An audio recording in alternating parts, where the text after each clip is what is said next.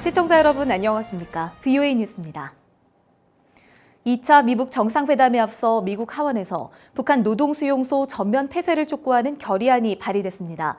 결의안은 미국 정부가 북한의 노동수용소 운영에 책임 있는 개인들에게 제재를 가해야 한다고 명시했는데 사실상 김정은 위원장 등 정권의 핵심 인물들을 지목했습니다. 김칸희 기자의 보도입니다. 미국 의회에서 북한 인권 문제와 관련해 올해 처음으로 상정된 결의안에는 북한 노동수용소 전면 폐쇄를 요구하는 내용이 담겼습니다. 수용소 수감자들에 대한 공개 총살과 강간, 강제 낙태 등 비인간적인 잔혹 행위를 막아야 한다는 것입니다. 결의안은 또 1981년부터 2013년도까지 수감자 약 50만 명 가운데 40만 명이 노동 수용소에서 숨졌다면서 북한의 반인도적 범죄를 수사할 특별재판소 설치를 촉구했습니다.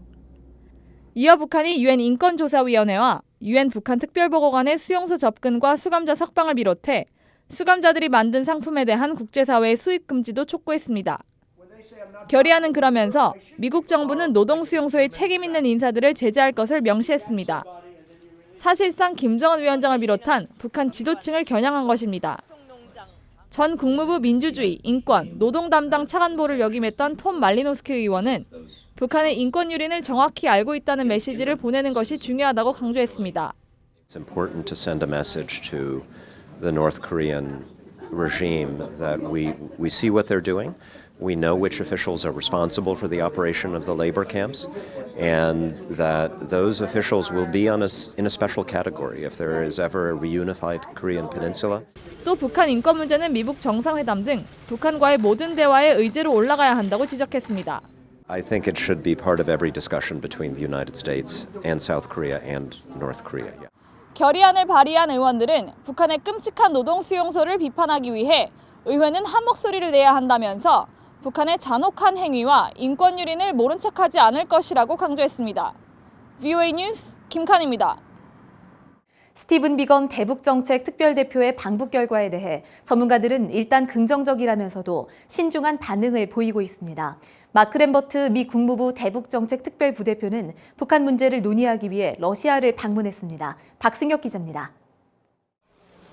스티븐 비건 국무부 대북 특별대표가 실무 협상차 북한을 다녀온 직후 국무부는 완전한 비핵화와 관계 정상화 등 1차 미북 정상회담 합의 내용의 진전 방안을 논의했다고 밝혔습니다.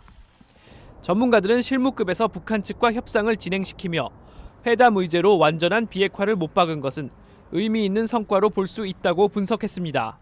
What's notable to me is that the State Department, has described the achievements and focus of the agenda as complete denuclearization, normalization of relations, and peace on the Korean Peninsula. And that is a striking ordering that reflects U.S. priorities. 스나이더 연구원은 싱가포르 합의에서 3순위로 밀렸던 비핵화가 국무부 발표 자료에서는 맨 앞에 나왔으며 북한이 아직 이를 부정하지 않고 있는 점을 눈여겨봐야 한다고 말했습니다. 또 다른 전문가 역시 비건 대표가 카운터파트인 김혁철 전 대사와 만나 회담한 것은 중요하다고 지적했습니다. To me, it's good news. It means that they're talking substance, and I know that Steve wants to get to a position where there's some sort of agreement on reciprocal steps both sides would take. That's the way forward if you're going to make progress. 그러나 비핵화로 이어지지 않는다면 아무 의미가 없다는 경고도 나옵니다. The question is, can they establish a process that keeps us moving toward denuclearization? 이런 가운데 마크 램버트 대북정책 부대표가 11일과 12일 이틀 일정으로 러시아를 방문 중이라고 국무부가 확인했습니다.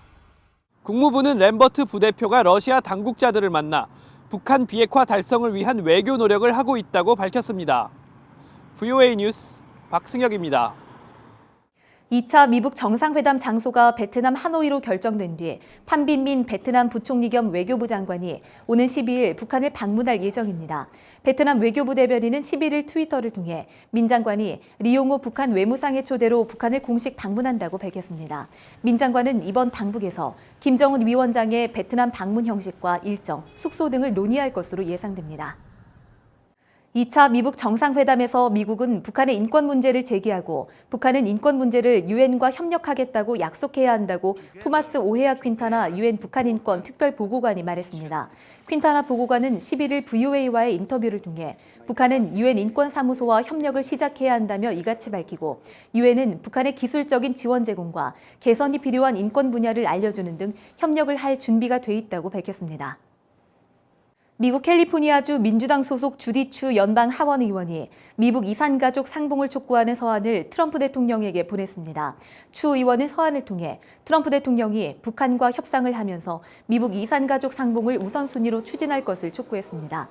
지난해 말에도 엘리엇 엥겔 등 하원 의원 7명은 트럼프 대통령에게 이산가족 상봉을 위한 서한을 보낸 바 있습니다.